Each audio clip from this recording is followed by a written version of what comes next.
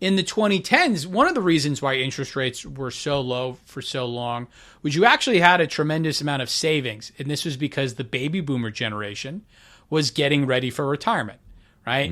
And when you're getting ready for retirement or in your early years of retirement, you tend to save more, right? Because you're trying to prepare for the next, say, 30 years of your life. That's a great point. Yeah. And this is something a lot of economists are starting to look at, basically, because interest rates are still determined by savings, and we saw around the world, that the baby boomers, the most important age, cohort, so to speak. They were getting older. They were preparing for retirement. We're in the 2020s now. Your baby boomers are no longer in their late 50s or early 60s, right? They're moving into the 70s. And when you get into your 70s and in your early 80s, you're saving less, right? Because you're expecting to live not as long, right? You're expecting to live for maybe only, 10, 15 years as opposed to 30 years, something like, roughly speaking. So people aren't saving as much, and that's causing interest rates to go up. Welcome to the Benson Wealth Podcast. I take complex financial and economic topics and make it accessible to the everyday listener.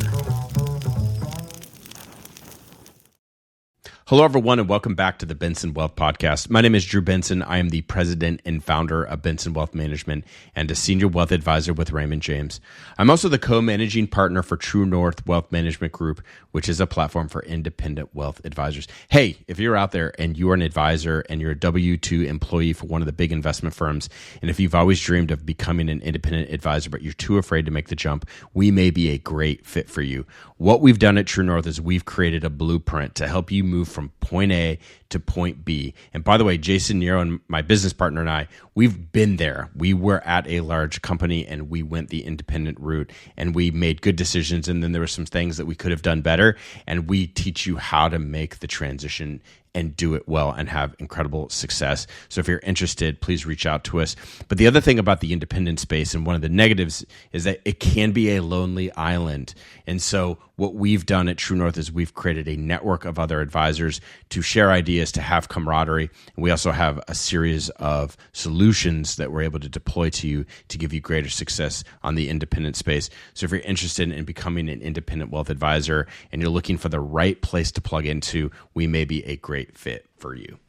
Okay, so today I had another fantastic interview with Patrick Newman. So Patrick Newman is a professor at the University of Tampa. He teaches economics. He holds a PhD in economics from George Mason University. Interestingly, I interviewed Patrick's wife just a few weeks ago, Lydia Mashburn Newman, and she did a fantastic job. And interestingly, they're both sort of monetary experts, and they are truly like an economic power couple. So it was fun to get to interview both of them. But today, Patrick and I, on the same theme as Lydia, we spent a lot of time talking about sort of the history of monetary policy. Patrick's written a lot about monetary policy pre-Federal Reserve. And so one of the things I wanted you to know was, what was banking really like before the advent of the Federal Reserve? Because I think there's a lot of misconceptions in what banking was like. And then also, what were some of the reasons behind why the United States created the Federal Reserve and the central bank, just so you have a better understanding of this financial system that we live in today with central banks and fiat currency, et cetera. Now, we do, in the second half of the interview, we really get into the current state of monetary policy. Patrick's also an expert on the boom-bust cycle and on recessions. And so I pose a lot of questions around, are we heading towards a recession? Is the Fed making the right moves? Are interest rates going up? Are they coming back down? Is AI all hype? Is this potentially leading to a bubble, et cetera? So I think you'll really enjoy his insights and expertise. Patrick, thanks so much for coming on the podcast. Great to see you. It's a pleasure to be on, Drew. Awesome. It's a pleasure to interview you. So let's talk about the markets, about monetary policy. I think, though, before we get into current events, Patrick, I would love, especially with someone like you as an economic historian, I'd love to dig into sort of the history of banking in the United States. And one of the things that I think is a shortfall, particularly for people in finance, even a lot of pros in finance, we don't really have a deep knowledge, generally speaking, of like what is monetary policy and what are the historical roots of monetary policy. And frankly, we all just live in the world of central banking. We live in the world of the ECB and the Federal Reserve.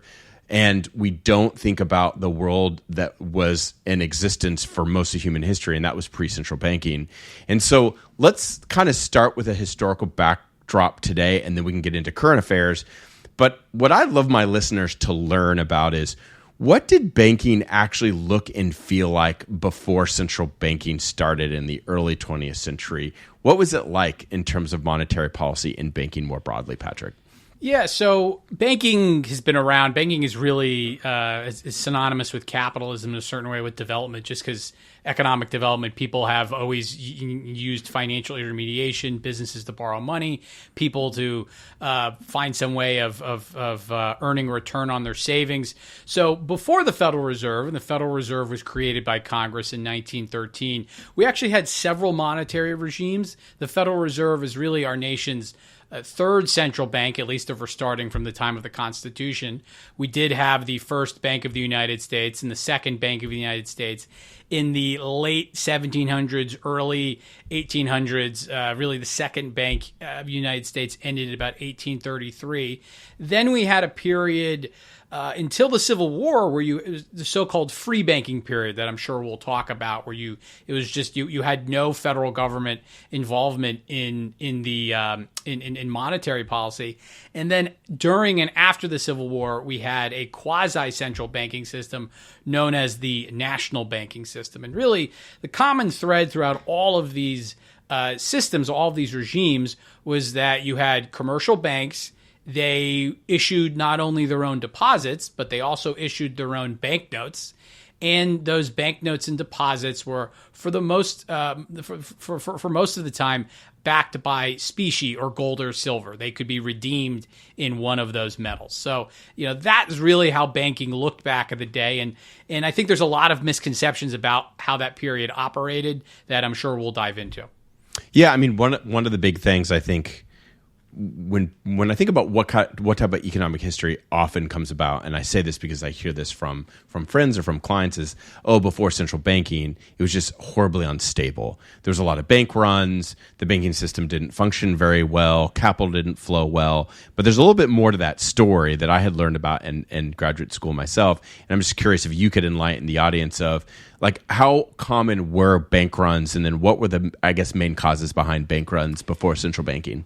Yeah, so that's a great question. So really, when it comes to this era before central banking and people talk about these various types of problems, I'd say, one, when you take a more sober look at the history, the problems were either A, not as severe as they were always commonly assumed to be, and two, they were caused in many cases by government intervention that made the United States banking system very fragile compared to other banking systems around the world. And bank runs could be very common. They would often happen in the fall, in September or so right about now. But they are often due to basically restrictions on bank competition. Basically preventing banks from branching, opening up a separate office, sometimes even in the same state, but definitely across state lines. And then requirements that banks had to secure or back the value of their banknotes with government bonds. And what those did is they made the banking system much more fragile. It made the banks less efficient, less secure. Their loans were less diversified. They were more dependent on the value of crops, and it could take a bad harvest or some sort of demand for bank money, and the banks wouldn't be able to satisfy that. So bank runs were common, but they were not caused by the free market. Okay. Yeah. And talk a little bit about unit banking. And I interviewed Charles Calamiris on this podcast, used the word fragile. And that was his, the title of his book is Fragile by Design. And I think that's really helpful that you use that word. Explain what unit banking was, where you couldn't create additional branches. And in your estimation, why was that so problematic for the banking system before central banking in the United States, or the Federal Reserve, I should say? That's a great question. So, Calomiris and Haber, Fragile by Design. That's a phenomenal book on monetary history. I encourage anyone interested in this subject to read it. So, unit banking was basically the opposite of branch banking. Unit banking was when the state government, the state or federal government, prevented a bank from opening up an office across state lines. Most of the time, there was an interstate branch banking prohibition. Sometimes, as I mentioned earlier, they actually prevented a bank from opening up an additional office or a branch in the actual in the state they were operating out of. Branch banking is it really actually only been like a relatively new phenomenon in United States history. Really, it started to appear in large scale in the 1990s. So this isn't some old development that we've had branch banking. The first, I think, bank to operate coast to coast was Bank of America, and that was in the late 1990s is when it started to do that. No kidding. Yeah, and so unit banking made the banks more fragile because what it did is if you can't open an office in a different state or sometimes even in the same state, your loan portfolio is not going to be very diversified, right? It's going to be, you have a small bank out in the boonies, out in the Midwest or in the West, in Iowa, the loans are going to be heavily geared towards farmers in that area. So if farmers in that area are experiencing difficulties, the bank's going to experience difficulties because it's going to be hard. It would be harder for it to diversify its loan portfolio. And branch banking was always viciously opposed or vehemently opposed by small bankers because they didn't want the competition from large bankers. Mm-hmm. And they had a lot of power in state legislatures and even in the House of Representatives. And this is why we had things like deposit insurance because we didn't want to do branching, even though a lot of people would say, well, we didn't need deposit insurance. We could have just opened up banks to competition. We would have less failures and less bank runs and so on, like Canada, right? The country right above us had branching. Bank failures were not a problem for most of its history. That's right. Mm-hmm. Yeah, no, it's all very, very, very fascinating, and you can see how it led to a fair bit of instability, which really gets into a lot of lobbying and rent seeking, which I know you've written extensively about as well. You can see how those forces played a part in the dynamic in banking in the 1800s. Let me step back. You'd mentioned, banks issued their own notes. So what did that look like? Like, so were we using, super naive question here, and I should probably know this answer, Patrick, but were we using United States dollars, or were they different types of banknotes that people used to transact in their local area before central banking? So we were still using dollars basically. So since the colonial era, we had used at the end of the colonial era, you could say we were using dollars. So the sort of the Spanish pieces of 8, the dollar was really just the unit of account.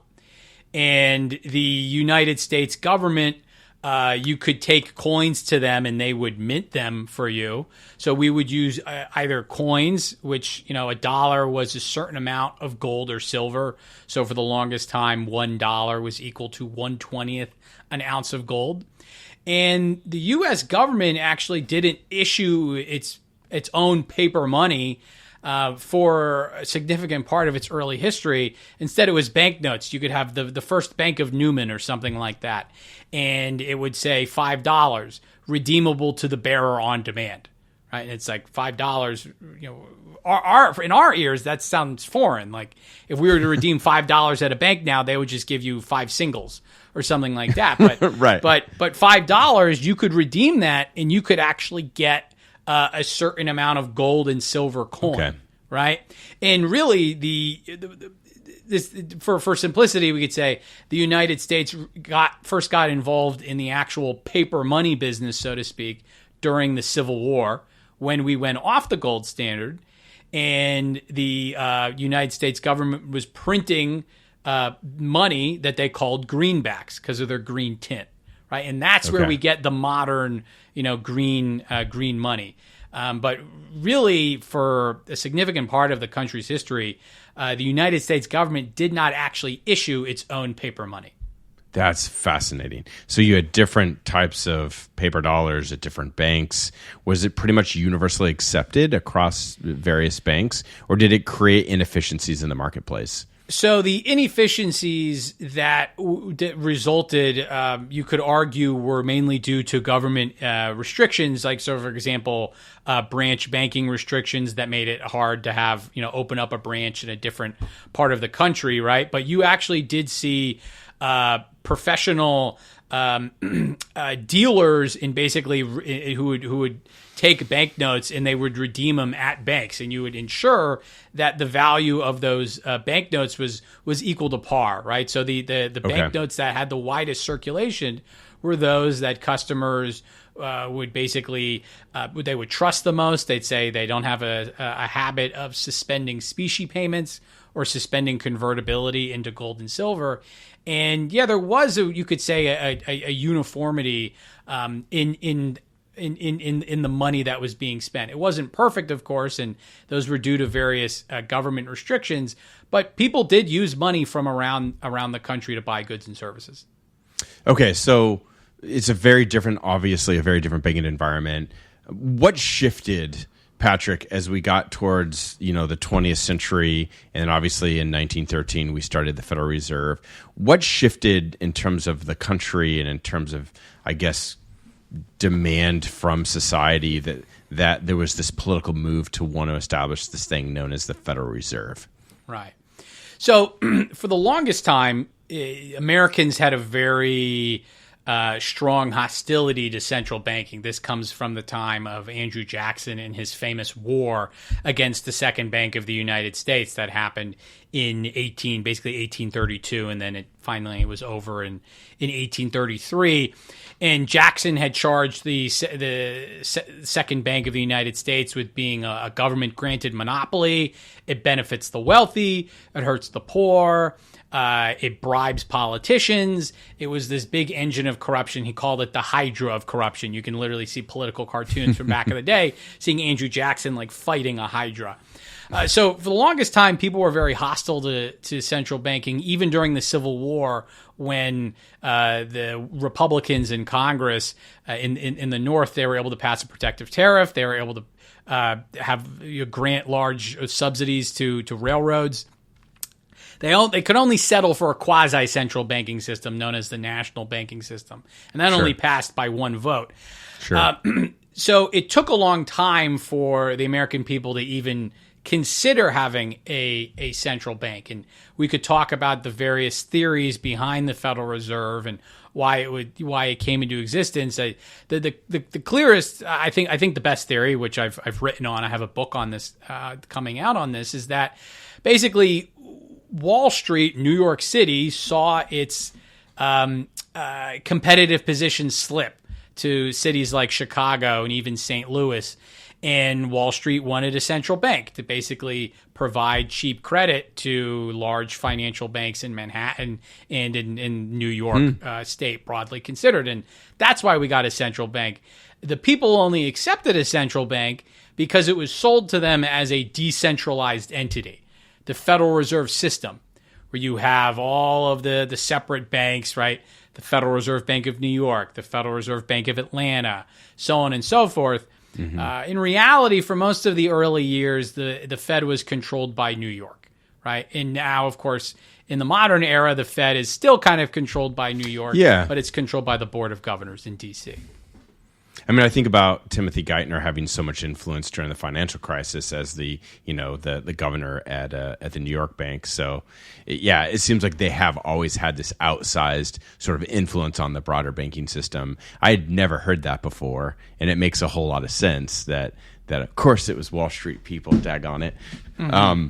So now, one of the theories that's been posed, I'm curious on your take on this, is typically what you would hear in a traditional textbook and in a everyday sort of high school economics class or entry-level econ class in college is that, well, the banking system was highly unstable, prone to seriously prone to bank runs and bank failures, and we needed a central bank to act as sort of the lender of last resort to create, stability within the broader sort of economy and financial markets. Sounds like you're telling a bit of a different theory, which makes a lot of sense. Was there anything to what I was saying, though, and was that part of the dialogue at the time, or is that just something that we've sort of created later on down the line? So people were definitely worried about bank panics that were happening before the Federal Reserve, and they appear to be happening with greater severity. So if we just think the period after the Civil War, you had the Panic of 1873, you had the Panic of 1884, you had the Panic of 1893, you had the Panic of 1907, and it seemed as though these banking crises, were getting more and more severe. Very famously, in the Panic of 1907, J.P. Morgan, right, the famous banker, was seen as almost having to save the financial system himself. So there were these problems that had existed. In line with what I had said earlier, when you look at the macroeconomic data, they actually did not cause as severe as recessions or depressions as what we might think now, or even what people thought then. And that's just simply because people conflated falling prices with falling incomes. But prices could fall and your incomes could rise, right? Because you have to adjust for inflation or deflation. But the problem with that was ultimately causing these panics was, one, we could talk about how the banking system was encouraged to expand credit, and this led to a business cycle, a boom-bust business cycle.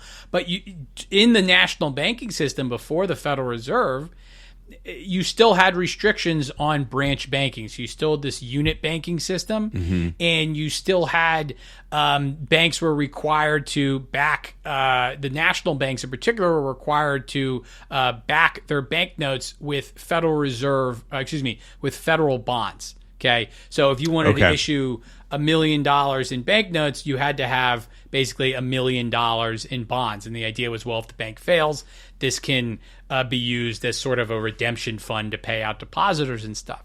The problem was that in the fall, every year around in the fall, the crop harvesting season, farmers had to pay workers, and workers wanted actually handheld currency. There wasn't enough currency, though, because of these bond backing restrictions. Banks just simply couldn't change the amount of deposits they had and issued more notes because of these bond backing restrictions, so they paid out gold and silver. That made the banking systems very fragile. Yeah. Oh, wow. Yeah. So just to finish up here, sorry. And then no, keep going. Yeah, and so then that basically made the banking system more fragile, and the alternatives were either go with branch banking. So you adopt branch banking, you get rid of those bond backing requirements, or go with the central bank. And we chose the central bank. Got it. Okay. So the Fed's created. What were the original mandates of the Fed? Like, what were they trying to accomplish when it came out? I know, and we actually, I was able to interview your wife, Lydia, and she did a great job. And you two are like the monetary powerhouse couple, or power couple. But nonetheless, we talked. Obviously, Lydia and I kind of hashed out that the mandates that are coming out from the Fed are much broader and much vaster. But what was the original sort of aim of the Federal Reserve when it was first created? Yeah, so the original aim of the Federal Reserve, it was actually somewhat vague. The mandate was vague, and that's what often happened, especially during this time period where you had contending special interests in Congress, and all they could get was sort of a vague mandate to say stabilize the financial system. But what does that mean? Well, that depends on who's ever in charge. And the Federal Reserve's original mandate was to stabilize the financial system, but the early years of the Fed were always clouded over by the huge event known as World War I, right? And then the Fed's job was mainly to help the United States government finance the war by printing money in various complex ways, right? So the early years, the early mandate was just to stabilize the financial system, and that was more or less was able to, because New York was in charge, the Federal Reserve Bank of New York, led by Federal Reserve Governor Benjamin Strong, was in charge. They were able to just kind of stabilize the financial system according to what they thought, right? But that led to the Great Depression. And what did that mean? Was that they acted as a lender of last resort? Like, what is stabilization? Could you define what they meant at the time? Yeah, it's a great it's a good question. Monetary tools are very different now than they were before. The primary tool of monetary policy back in the day was the discount window and the discount rate. Nowadays, we very, very rarely think of the discount rate. It's all open market operations, or at least it has been since the financial crisis, and then it was paying interest on bank reserves. Sure. So what the Federal Reserve would do is it would lend to banks that were in trouble, okay? But it also just lent to banks that weren't even in trouble. It did not have what was known as a penalty rate. It just basically provided credit to the banks that wanted it. And that was kind of what you could say led to the Roaring '20s and the misuse of credit created by the Federal Reserve. And that, of course, led to problems during the Great Depression. But their original mandate was to say, well, we just want to stabilize the financial system. We want to prevent bank panics. And that's kind of the lens that they thought in. Okay, so then you get into the 1920s. This is kind of a nice progression. So now you get into the 1920s, and you see a pretty large expansion of credit coming from the Federal Reserve. So there's a greater supply of money that's unleashed during the 1920s. What did that do to the economy in the 1920s? And then subsequently, why did that necessarily lead to the Great Depression? There's a lot of theories, by the way. I'm very sympathetic personally to your theory, which would be more the Austrian school. But can you explain in a simple way to listeners, why did that lead to the stock market crash in 1929? Yeah. So, and you have like a few minutes to do it. Sorry, you could probably write a book on this question. yeah. Sorry, I know I have a tendency to you could sometimes. No. I have a tendency to ask all these questions that demand long answers, and it's like it's on me. Okay. All right. Well. Thanks. I guess I'll talk about this for a while, but in all seriousness, to put it with just simply and shortly.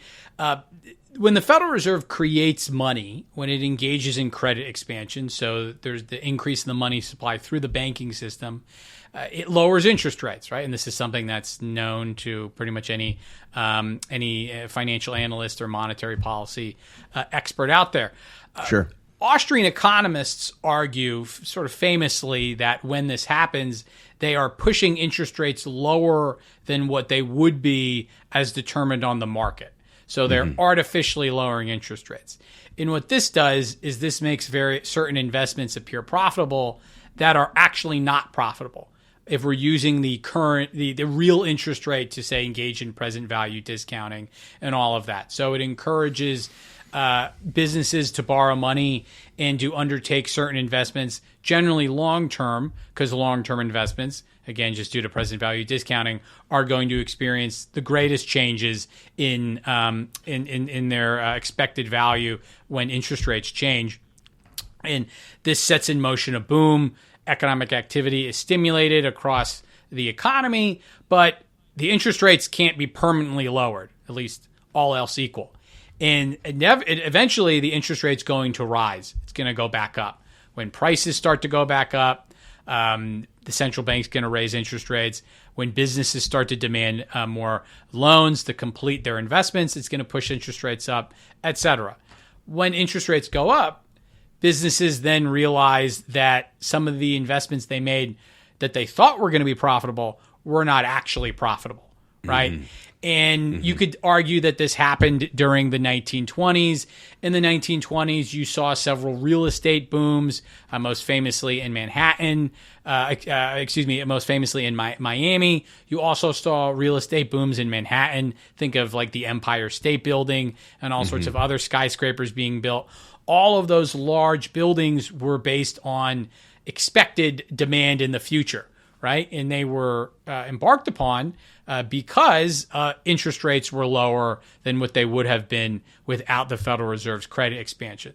So Austrians argue that the Federal Reserve's monetary expansion during the 1920s led to the Great Depression. It wasn't responsible for all of the Great Depression because you had various other interventions that made it much worse.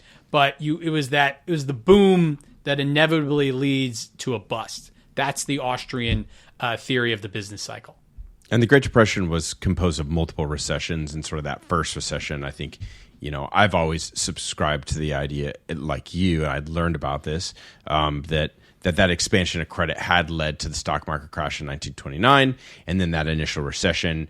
Obviously, there was a series of policy mistakes from the Hoover and the Roosevelt administration that exacerbated. There's a Smoot-Hawley tariff regime that also exacerbated things. So yeah, I know you're not suggesting it was the full cause of the Great Depression, but it was certainly the spark, and it definitely created a lot of carnage in the initial days. This is a great segue to fast forward today, and the reason I wanted listeners to hear about this is that the Federal Reserve has a profound impact on the way our markets function, on prices going up, and they have a profound impact, in my opinion, as you've put it very nicely, Patrick, or sadly, I should say, they can trigger, unfortunately, recessions because resources get misallocated. And I know the Austrians use malinvestments as a term, that resources get malinvested towards those projects in the early days, which ultimately later on are found out to be not good endeavors. And then that's when you go into the bust part of the cycle. Am I missing anything major in that, or is that an okay description? Yeah, no, that's a great description. It's a theory of malinvestments, why businesses make mistakes, basically. Yeah, exactly. And it's using false signals because interest rates, as you put it, are artificially below what the market would normally demand, right?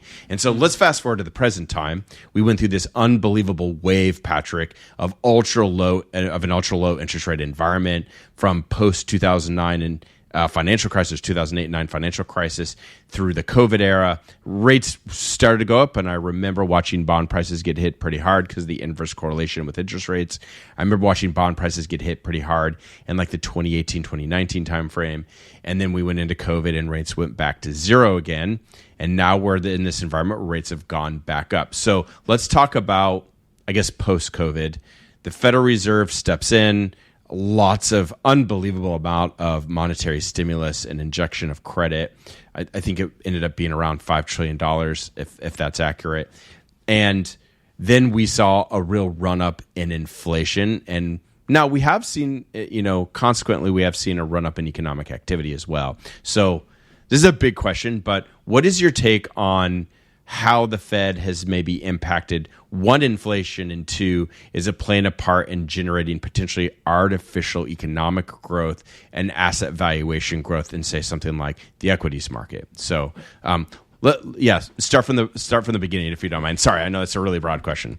Oh, no. It's a great question. This is important because definitely over the past couple of years, people have focused on inflation like we haven't for several decades. So correct. During the 2010s, inflation was not a problem. The Fed was Correct. actually seen as it wasn't hitting its arbitrary 2% per year inflation target. And for those of you, just to go clear on the definitions, what I'm talking about when I'm talking about inflation, I'm referring to the increase in prices. Some economists, Austrians, would also argue inflation is really more of just the increase in the money supply. Thank you for saying that. Yeah, I'll just stick with the standard definition now. Then during COVID, right, in order to help the economy get through the very serious lockdowns, the Federal Reserve increased the money supply tremendously. It was about a 40% increase. And it wasn't like during and after the financial crisis when it just kind of stayed with the banks. It actually ended up going to businesses and individuals. And then when the pandemic was over, you could say, or people could start to go out, they felt comfortable going out, or the lockdowns were over in the spring of 2021, people were spending all that money. Right? So they're spending all that money. The demand for goods is going up and prices were going up. Prices peaked at about 9% a year in 2022. In June of 2022, this was totally unexpected. No one saw it. And so then the Federal Reserve had to drastically raise interest rates, right? They were able to bring down inflation. We're still not there. We're still not at 2%. And this is a big issue, right? People have been upset at price increases for a long time. You could argue it played a pivotal role role in the election of 2024, right? and inflation it's basically been at about 2.5% to 3%, closer to say 3% since about the middle of 2023, and that's an issue, right? So the Federal Reserve, I would argue, they have created sort of during this time they artificially juiced up the economy. Yep. People have been predicting a recession. I mean, full disclosure, I thought we would be in a recession in late 2023, or 2023, 2024. That has not materialized for a variety of things. One, the Fed hasn't fully lowered inflation down, but two, there's things like AI and other changes that have been keeping markets up. But we're kind of in this period where banks and businesses, everybody's jonesing for a rate cut, so to speak. But they are. We're not there yet. If the Fed is sort of subtly shifting its policy stance and to where it's maybe willing to tolerate higher than average inflation. What do you think the Fed should do? Should they lower rates? Should they keep them steady, or should they maybe go up? Yeah, I don't think it's time to lower interest rates. At least that's that's my argument. I think ultimately, whether interest rates are, I think what you could call the free market interest rate, is definitely higher in the 2020s than what it was in the 2010s. Right? In the 2010s, one of the reasons why interest rates were so low for so long was you actually had a tremendous amount of savings. And this was because the baby boomer generation was getting ready for retirement, right? And when you're getting ready for retirement or in your early years of retirement, you tend to save more, right? Because you're trying to prepare for the next, say, 30 years of your life.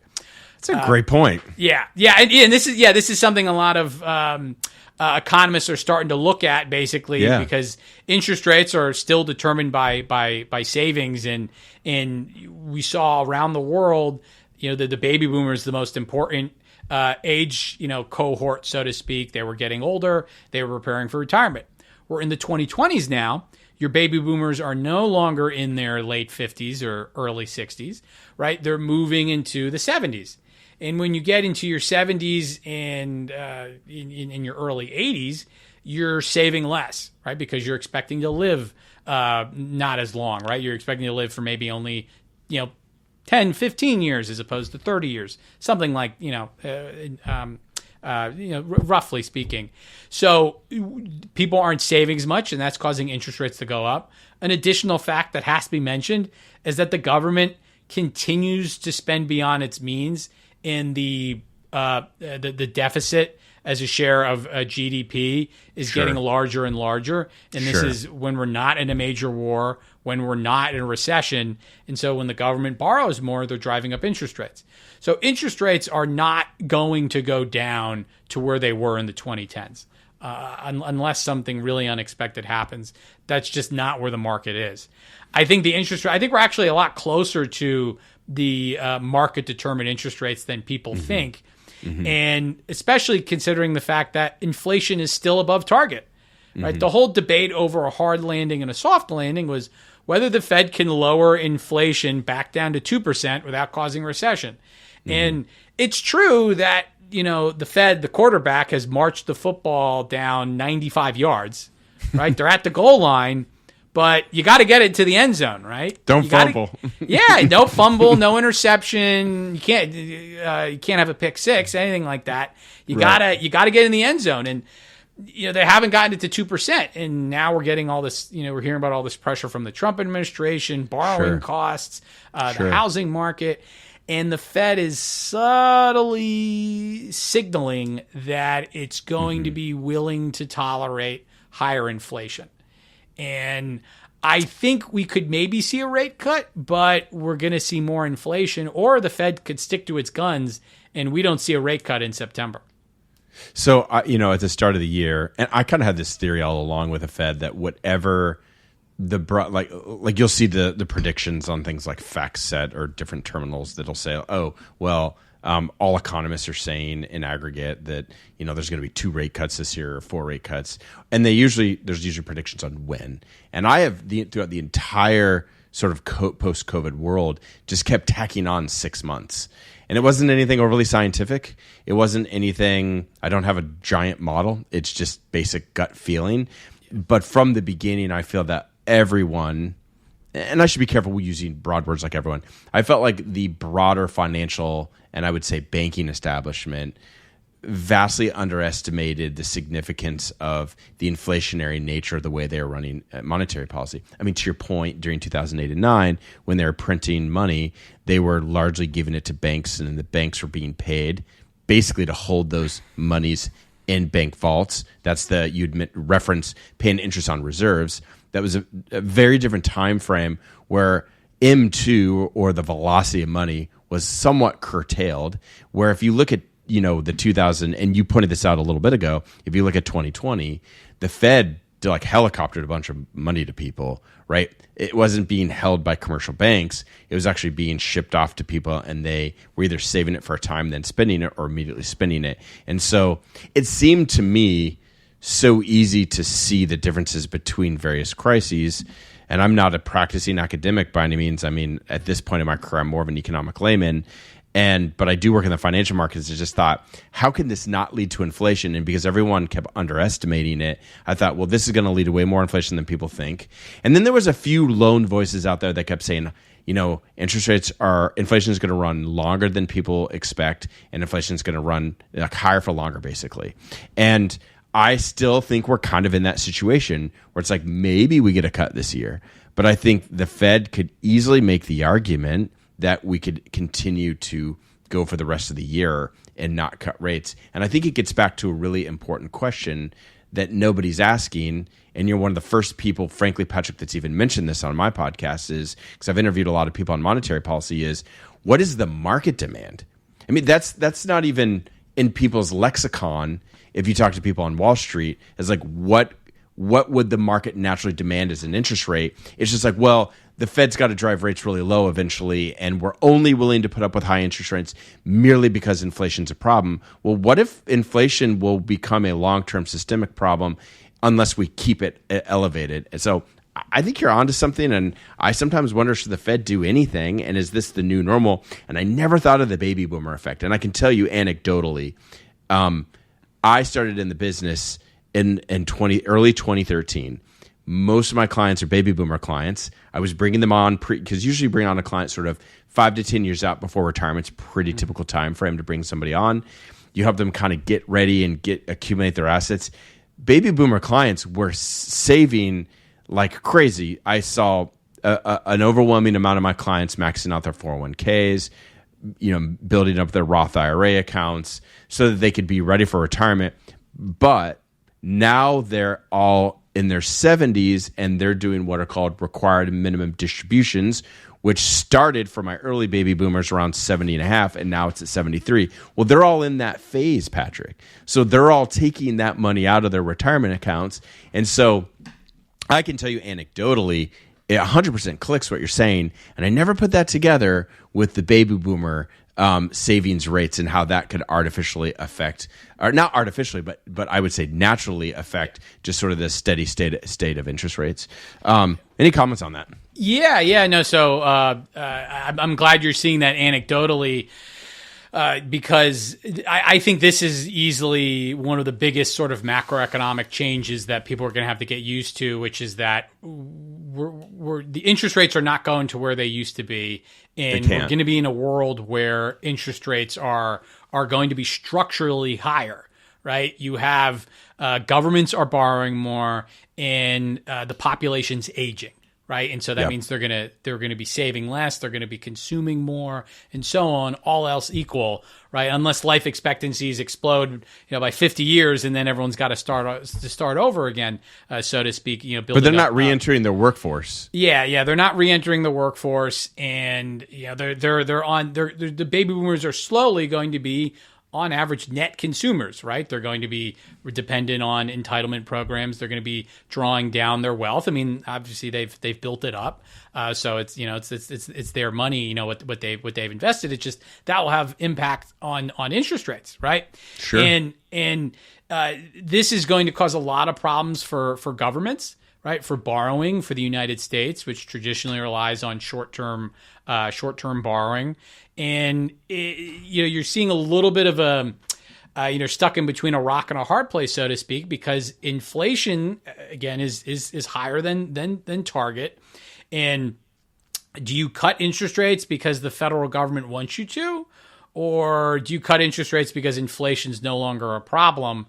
I think the Federal Reserve is being pressured sort of into cutting interest rates because the federal government wants them to, right, to lower borrowing costs. But that's going to cause inflation to go up. It's an interesting insight. Interesting thing I noticed recently, if you look at when the Federal Reserve cut interest rates in basically last year, it was like August, September of 2024, they cut interest rates then, and then they cut interest rates once in December. Since then, inflation has slightly ticked up, just like ever so slightly, right? At least judging by the CPI. And well, you have a slight decrease in interest rates, you have a slight increase in inflation. Is that something? That I think it shows that we could be entering a different world where people are going to have to tolerate higher inflation and higher interest rates. Yeah, I think it's absolutely the case, and that's something I'm starting to think about preparing clients for. That's a different environment. There are advantages, though. I mean, one of the huge disadvantages for, say, the silent generation that's just above the boomer generation, now they're really aging, a lot of them are starting to pass, is that they lived through a long environment of their bond portfolios generating 2 to 3% returns.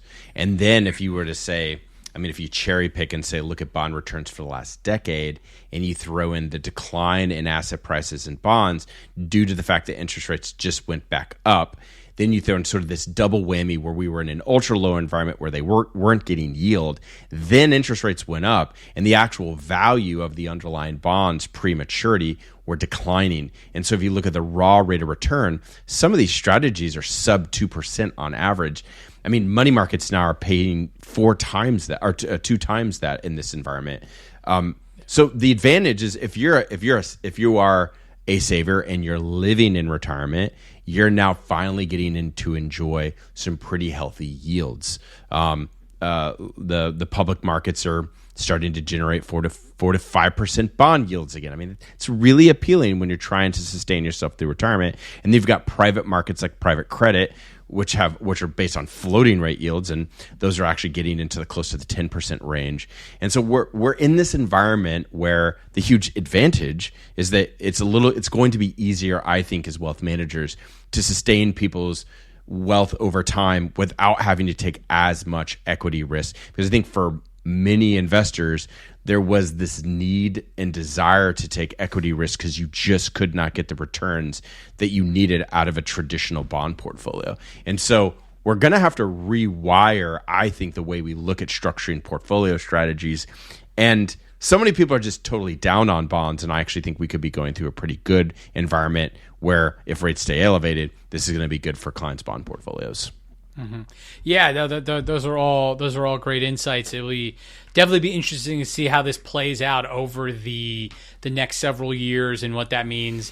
Yeah, there's always, when it comes to anything in economics, high prices benefit some people, high prices hurt other people, right? So if they're benefiting lenders or people who are investing their money, of course, on the other side, you hear people who are trying to buy a home, right? They're experiencing difficulties or people who need to borrow, right? And so that's the normally we could say the market kind of mediates those disagreements, and it settles on the market determined price or the market determined interest rate. The difficulties are always, though, when you have the government involved, and there's no doubt that Uncle Sam, as well as other countries around the world, in Europe and elsewhere, they're borrowing like it's their job, right? In a sense, they're like it's going out of style. Yeah, like it's going out of style. They're borrowing a tremendous amount, and that's going to, I think, put pressure on interest rates, upward pressure on interest rates that will bite. But of course, we have to see what the future holds. So I heard one theory. I'll kind of give you a question out of left field here. I heard one theory because we've seen a lot of credit expansion, and one would presume that this would initiate the boom bust cycle. Now, it's possible that the cycle is getting stretched and that there is a sort of looming a recession at some point in the future. I'm personally a little more sanguine in the shorter term, but I don't have a crystal ball and I could be dead wrong. But one individual made a point that the effect of Cantillon effects, and correct me if I'm saying the word right, but the way in which we injected money into the financial system in 2020 was somewhat evenly obviously it's never perfectly distributed, but it was more evenly distributed, which would have maybe prevented some of the malinvestments, because my understanding with malinvestments and the reason behind Cantillon effects is that some people receive the money sooner than others, right? Like if you're the first recipient of those fresh new paper dollars, you can go out and buy when prices are still low and you're the winner.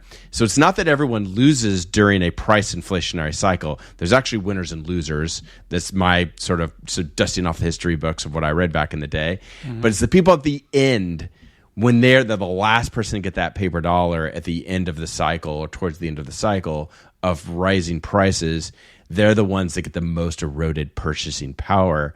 And that's one of the theories I had heard is, well, that's where a lot of the malinvestments come in. And because there's more of an even distribution of credit, that maybe there won't be as pronounced of a bust. What's your take on that? Like, do you think that has some validity? I think it's interesting, but I don't know if I'm convinced of it. Yeah, that's a great theory. I definitely would say, and this is something that's aggravated me ever since the Federal Reserve really increased the money supply in 2020, is that they, at the same time, they changed their statistics. They changed what counted at M1, and then it became harder to sort of see exactly how many loans were going to businesses. Of course, we know, there was the Federal Reserve was creating money in the normal way, but then the federal government was also spending a tremendous amount, and how much the Federal Reserve, let's say, directly monetized that spending is still something that, at least when I looked into it a year or so ago, wasn't entirely clear from the data. You had the Paycheck Protection Program loans, then you had the COVID stimulus checks, right, the stimmies. And so something like stimulus checks, those, to the extent that they were printed by money, let's just say going along with that argument, that is not through the banking system, right? So that is sort of a bit more of an even kind of distribution.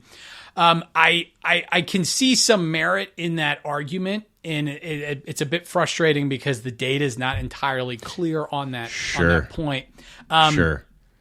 I would still say, though, that clearly when we look at the impact of inflation, it absolutely did create winners and losers. That is without a doubt, because not every business got a Paycheck Protection Program loan. Yeah. Not every consumer got a stimulus check. Certain banks were able to borrow from, certain businesses were able to borrow from banks through the traditional monetary policy channels. And, you look at, they're like real wages were eroded during inflation. Certain people benefited more. You look at the distribution of wealth. I think it's something like, if we're looking at, it's called like the Federal Reserve. The Federal Reserve tracks, wealth distribution according to quintiles. The richest people, they've since benefited. They have benefited over the past couple of years, right? They have a larger share of wealth compared to, say, the middle class, and then you can break that down into various groups. And this is, I think, the huge reason why so many people are upset at high prices during the election is that they at least perceive themselves as being one of the losers or the late receivers. It is an interesting question, and it is something that bears acknowledging, is that the Federal Reserve, yes, inflation is not at 2%, but it's not that much above 2%. It's say around 2.5% to 3%. The Federal Reserve has raised interest rates a tremendous amount. But we haven't yet entered a recession, right? Unemployment has more or less remained the same, though you could talk about what's happening over maybe the past couple months. But certainly over the past 2 years, unemployment been pretty stable. Has barely budged. GDP growth is coming strong, and so on. And I think it bears when answering that, it bears emphasizing a couple of things. One, in line with what we've been talking about, labor market's changing. People are retiring, right? So that's putting less pressure on the labor market because there aren't as many workers. Especially now, there's more immigration restrictions. That causes its problems of its own. You have seen a lot of hype over artificial intelligence, right? Ever since was it the fall of 2022, right, with ChatGPT, a huge investment in AI and all of that, and that's really what's kind of powering a lot of financial markets right now. Sure. If we were to enter a recession in the near future, I do think some of those could be victim of the malinvestment kind of a bubble mentality, so to speak, or just the side effects of the cheap credit. And we have part of the inflation was due to supply shocks. This was always a big debate, which is how much of it was money printing, how much of it was supply shocks. I do think some of it, at least like probably around half, was around there was due to supply shocks, and those did just go away. And changes in supply shocks going away, that's not going to cause a recession. So we're not out of the woods yet, but I do think there's been several things that have kept up equity markets over the past several years. And of course, the $1 million question is, will those continue? But like I said, everyone's jonesing for a rate cut, right? That's absolutely right. So what you seem to be suggesting is you think that the possibility of a bust is there, that a recession could still occur. You're just not exactly sure when or say how. Or do you think there's a possibility that the last sort of injection of credit, do you think it's definitely going to lead to an eventual recession, or maybe not this time, and maybe it's going to be a different cause for a future recession? Yeah, it's tough predicting things, and the Austrian business cycle theory says when the Federal Reserve engages in credit expansion, it causes a business cycle, all else equal. In the real world, not all else is equal, right? Great distinction. Yep. Yeah, things can be postponed. You could have, say, for example, an exogenous increase in savings that kind of keeps, causes genuine economic growth and so on. And we've had this through much of United States history. The Federal Reserve is, we've had recessions and so on, but sometimes we don't have them. We have head fakes. And then, of course, we have economic growth going on the entire time. So I think a recession is possible. I think, at least to me, the question is how long are businesses and consumers going to be able to tolerate these higher interest rates, right? And I think, are we starting to see maybe some cracks now? I mean, of course, you could make that argument. We've been seeing cracks for a while. We're going to get 2 new data pieces out. Unemployment's going to come out this week and Friday. I think CPI is coming out next Thursday. And then you've got the Fed meeting. And so if the job market looks a little weak, but inflation is still above target, then the Fed's going to be kind of stuck in a position where they might, keep interest rates the same or only sort of cut once, but try to signal, hey, we're not doing anything more for the foreseeable future. And that could cause some strain, where, it could cause problems in 2026. But I think the $1 million question is, how long are interest rates going to stay at this elevated level? And I think for structural reasons, they're going to remain high. And I don't necessarily know if financial markets and businesses are fully prepared for that. Let's say the labor market does deteriorate and inflation remains elevated. So I guess that would be stagflation. If we move more into a stagflationary environment, what should the Fed do in that situation? Yeah, that's a great question.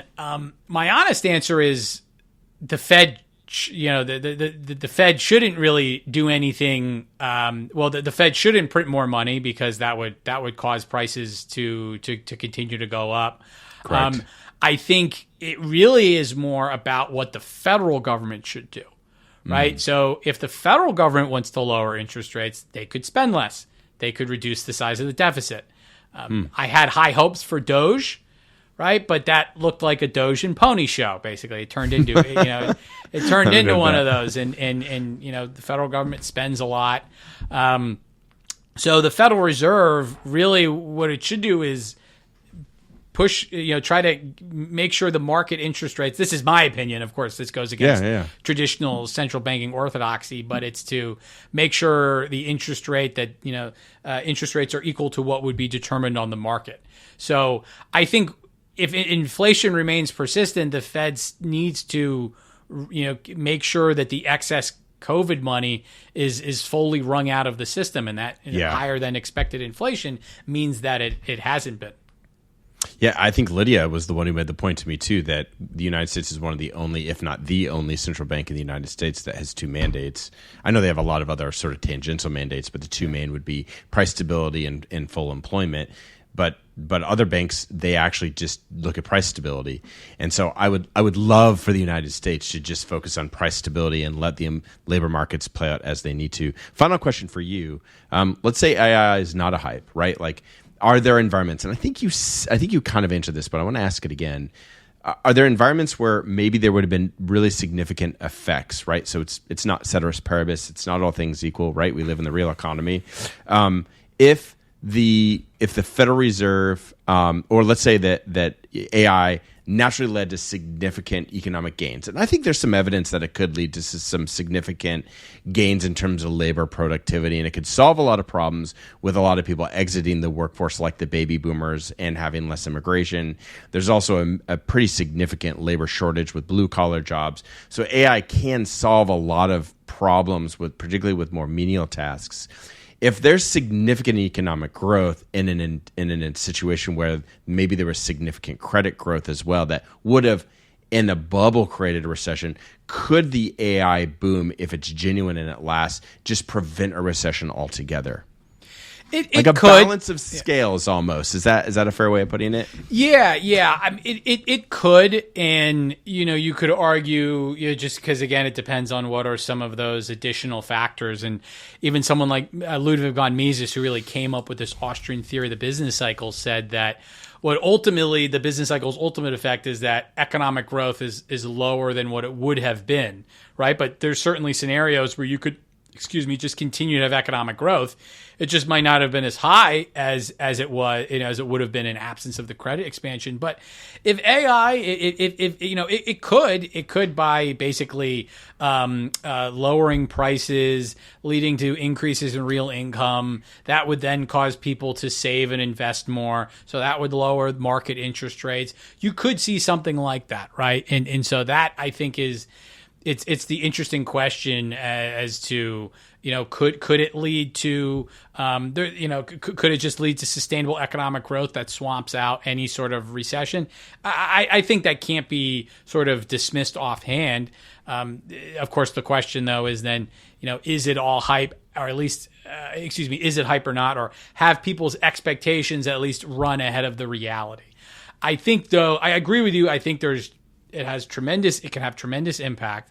It will definitely shake up the world.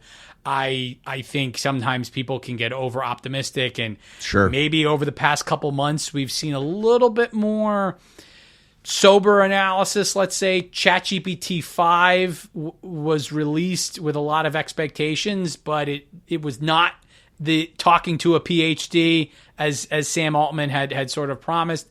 NVIDIA's profits, I think, were a bit underwhelming compared to some of the prior massive increases in growth. And so that will be interesting because, in a sense, AI has kept the stock market alive. And the mega companies, right, the Magnificent Seven and so on, they've kept the stock market up, and that has, of course, caused people to be more confident and to either continue investing or continue spending and so on. So as the old saying goes, we'll see, right? Yeah, we'll see.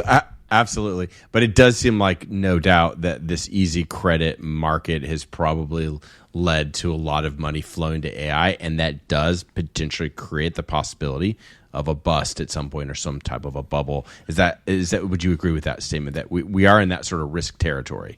Yes, I agree with that. Patrick, thanks so much for coming on the podcast. Appreciated all your insights today. Well, thanks for having me on. If you've enjoyed this content and you're looking for a wealth advisor, or if you're a financial advisor and you're looking to make the jump to the independent side, please message me on LinkedIn, or you can email me at drew.benson@bensonwealthmgt.com, or lastly, you can call my office at 603-316-2544. Securities offered through Raymond James Financial Services, Inc., member FINRA SIPC. Investment advisory services are offered through Raymond James Financial Services Advisors, Inc. Benson Wealth Management and True North Wealth Management Group are not registered broker-dealers, and they are independent of Raymond James Financial Services. The foregoing information has been obtained from sources considered to be reliable, but we do not guarantee that it is accurate or complete. It is not a statement of all available data necessary for making an investment decision, and it does not constitute a recommendation. Any opinions are those of myself and not necessarily those of Raymond James. Expressions of opinion are as of this date and are subject to change without notice. There is no guarantee that these statements, opinions, or forecasts provided herein will prove to be correct. Investing involves risks, and you may incur a profit or loss regardless of strategy selected.